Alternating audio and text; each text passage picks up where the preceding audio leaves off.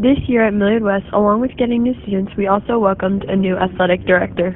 My name is Mr. Smith. I'm the new activities director at Millard West High School. I have a wife, Katie. She's an optician. And then I've got a son who's 3 or 2.5, and then a daughter who's 6. I taught here at Millard West for about 8 years, from 08 to 16.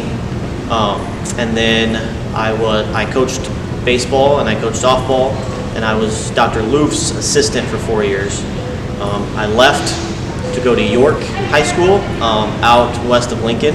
I was there for 2 years as the activities director, and then when Dr. Loof went out to Kearney, I came back to take his position. Being into sports for that long, it was always kind of an option, but when I was coaching softball and it was Mr. Cook at the time was looking for an assistant. Right before he left, the position was open and I applied, and Dr. Loof ended up coming in and gave me the opportunity kind of out of the blue. So, as an activities director, it covers a pretty broad range of things.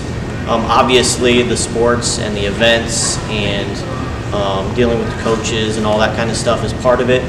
Working with booster clubs and parent organizations. But on the other side is also the activity piece, which is band, choir, show choir, orchestra, debate, forensics, all that stuff. So working with those sponsors, managing the activities budget as far as what we can buy, facility management. And so it covers a pretty broad range. And then there's a little bit of classroom stuff. I supervise art, PE, and music in the classrooms, and so I work with those teachers as well. I just love watching kids compete at a high level, and so like the big events, track meets, football games, basketball games, soccer's big, especially when you get down to Creighton. So some of those bigger events are just exciting and probably the best part of the job. This broadcast was brought to you by Delaney, Akins, and Richardson, and we would like to welcome Mr. Smith back to Millard West.